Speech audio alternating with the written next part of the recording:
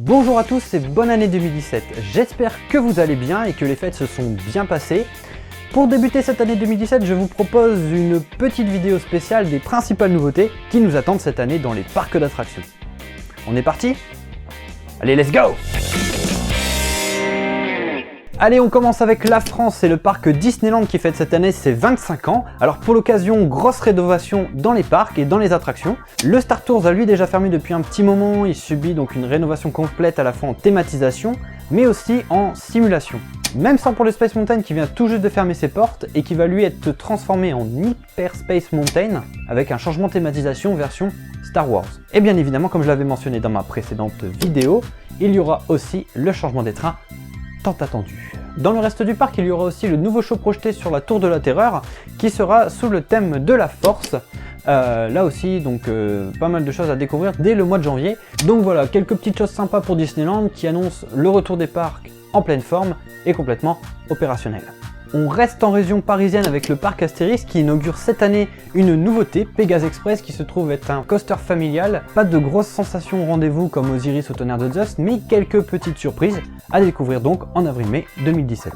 Le Futuroscope de Poitiers, lui, fête ses 30 ans cette année. Pour l'occasion, nouveauté déjà inaugurée qui s'intitule l'Extraordinaire Voyage, qui se trouve être une attraction multidimensionnelle simulateur de vol avec écran géant incurvé.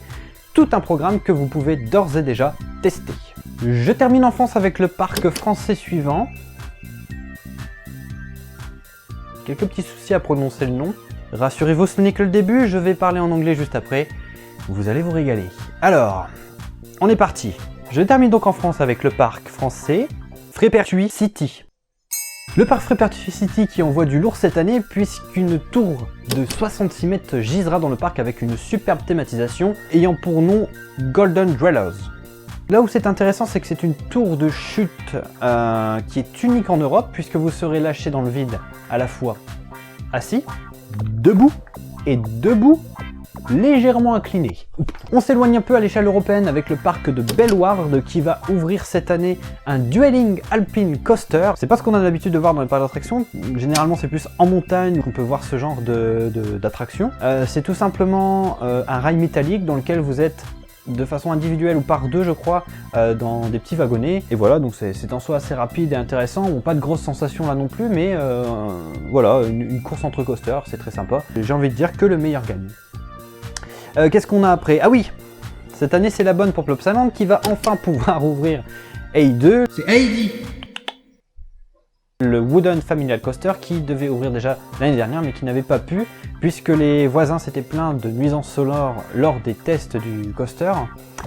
De ce fait, ils ont dû trouver une parade et ils ont mis des panneaux anti-bruit pour parer à d'éventuels soucis, on va dire, avec les voisins. Donc cette année, c'est la bonne. En Deutschland, nouveauté sympa à Movie Park. Alors Movie Park, pas très connu en France, je crois, c'est un parc d'attractions sur le thème du cinéma, comme son nom l'indique, qui va inaugurer cette année le Star Trek Operation Enterprise, qui se trouve être un coaster lancé avec des inversions, une superbe fatterie à tester donc.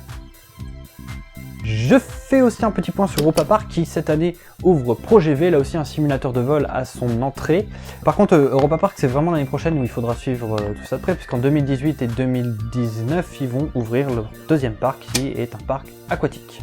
Je vais terminer cette vidéo bien évidemment avec PortAventura. Je ne pouvais pas, cette vidéo a lieu d'être on va dire suite à cette nouveauté extraordinaire qui se trouve à proximité de PortAventura. Le teasing est immense. Donc oui, à côté de PortAventura, on va inaugurer cette année le parc Ferrariland, déjà ouvert à Dubaï pour ceux qui connaissent, c'est Ferrari World je crois, et donc ils ont un deuxième parc qui ouvre à PortAventura sous le nom de Ferrariland. Mais là où c'est intéressant, je m'écarte un petit peu. Ce qui est intéressant, c'est qu'au sein même du parc, nous allons avoir le nouveau détenteur de record à la fois de vitesse, mais aussi de hauteur en Europe. Alors il n'a pas encore de nom, propose en termes de discrétion, histoire de pas trop non plus valoriser la chose, l'appeler le Big Boss. C'est pas ça. Ah, voilà. Il est beau.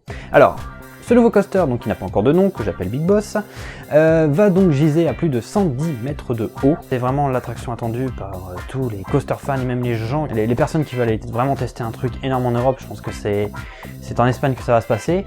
Alors, à savoir que du coup, il va détrôner son ancien prédécesseur Shambhala, qui était jusqu'alors le coaster le plus haut d'Europe. Mais je pense peut-être faire un épisode First Drop sur ça, pourquoi pas. Peut-être. Peut-être pas. Voilà pour les petites surprises qui nous attendent de cette année. J'espère que la vidéo vous a plu. Bien évidemment, je n'ai pas parlé de toutes les nouveautés, on va dire, qui vont ouvrir cette année. Je me suis limité, on va dire, aux frontières de la France, histoire que vous-même, si vous ayez envie de les tester, vous puissiez. Justement, n'hésitez pas à me dire en commentaire les parcs que vous avez l'intention de faire cette année et les nouveautés que vous aimeriez bien tester. N'hésitez pas, comme d'habitude, à partager la vidéo, à vous abonner et surtout, très important, à la liker si ça vous a plu.